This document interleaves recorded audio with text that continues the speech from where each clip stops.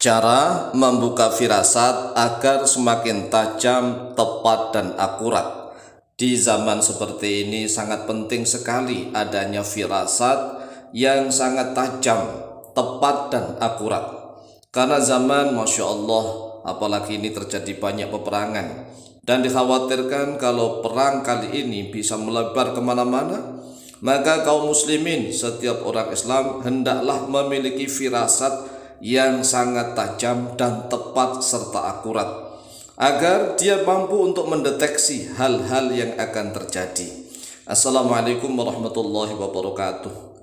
Bismillah walhamdulillah, wassalatu wassalamu ala rasulillah Sayyidina wa maulana Muhammadin ibn Abdillah wa ala alihi wa sahbihi wa mawalah, wala hawla wala quwwata illa billah, amma ba'd. Saudaraku kaum muslimin wal muslimat rahimakumullah, wabil khusus saudara-saudara kami para pecinta dan subscriber channel YouTube Tafsir Al-Mu'allim dimanapun berada, yang tidak lupa dan tidak bosan-bosannya senantiasa kami doakan semoga Allah Azza wa Jalla memberikan kesehatan, sehat walafiat lahir dan batin.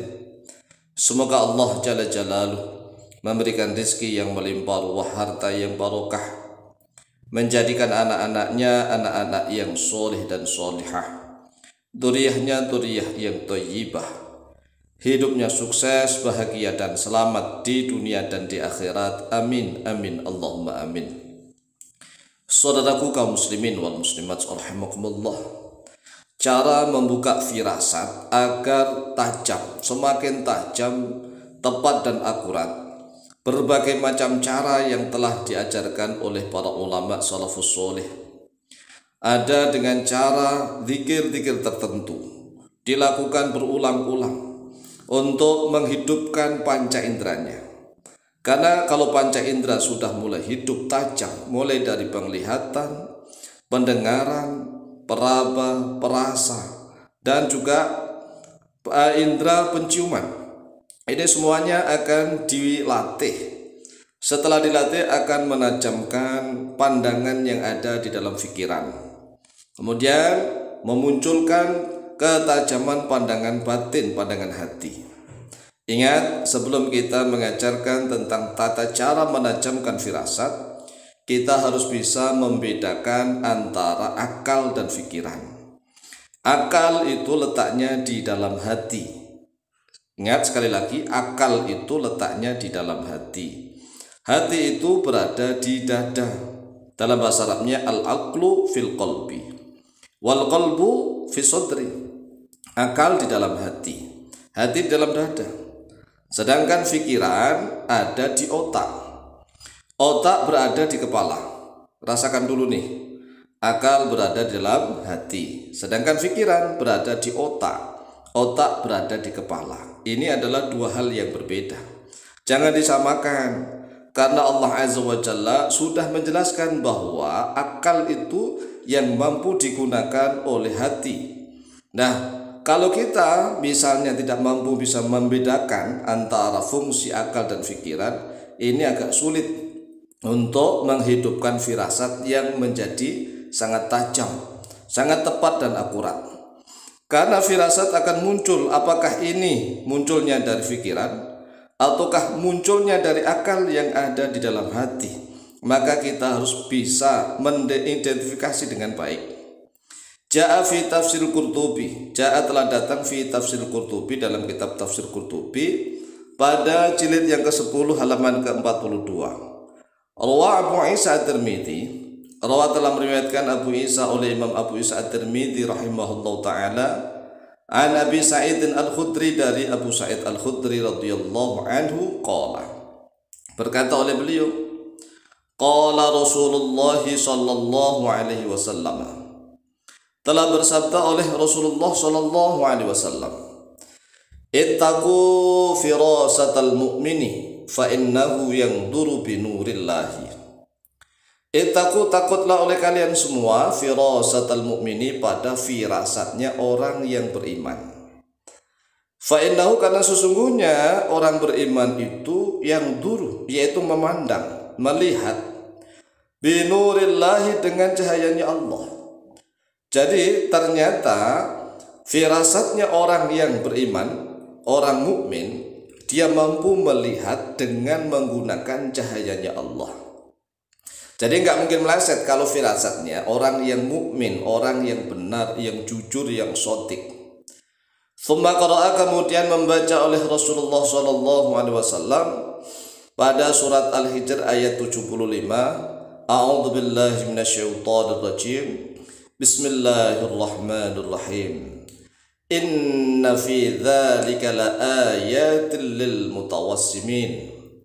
Inna fi dzalika, sesungguhnya di dalam hal itu, laayatin, yaitu sungguh-sungguh terdapat tanda-tanda. Tanda-tanda atau alamat lil mutawassimin, bagi orang-orang yang ahli berfirasat, firasatnya sangat tajam.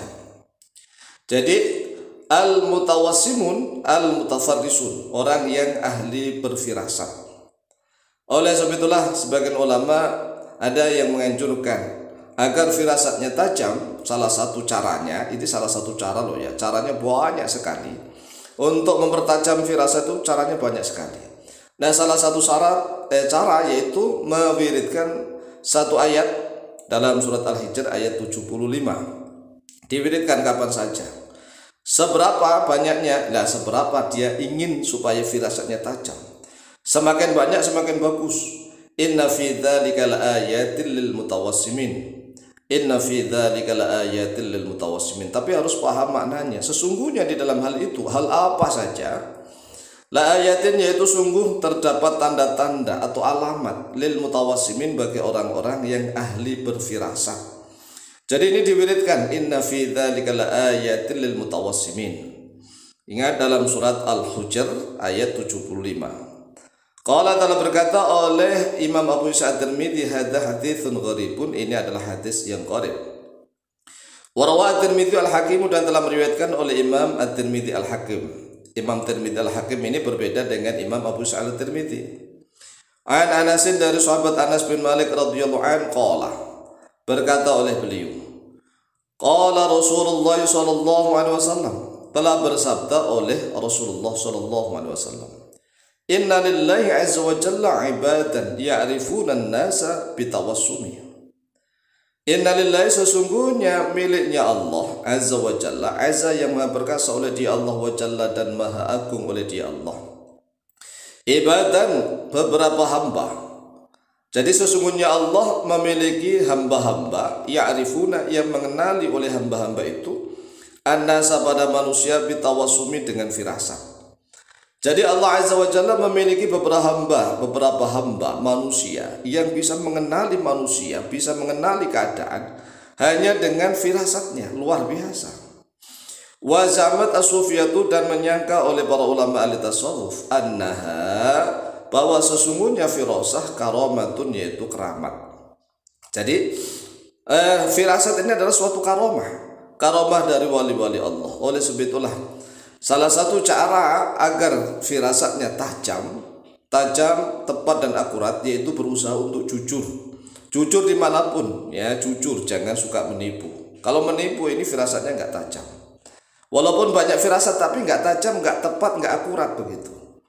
Kemudian salah satu caranya lagi, zikirkan satu ayat dalam surat Al-Hijr, yaitu ayat yang ke-75. Dizikirkan seberapapun banyaknya. Demikian silakan diamalkan, insyaallah mustajabah biidznillah. Wallahu ta'ala a'lamu bishawab.